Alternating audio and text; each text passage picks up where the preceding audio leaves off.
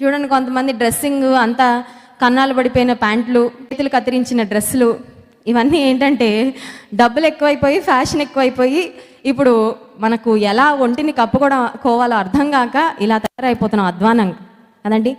ఒంటిని దేవుడు కప్పుకోమని ఇచ్చాడు బట్టలు, అవునా కదా? The clothes are meant to cover, the clothes are not meant to expose.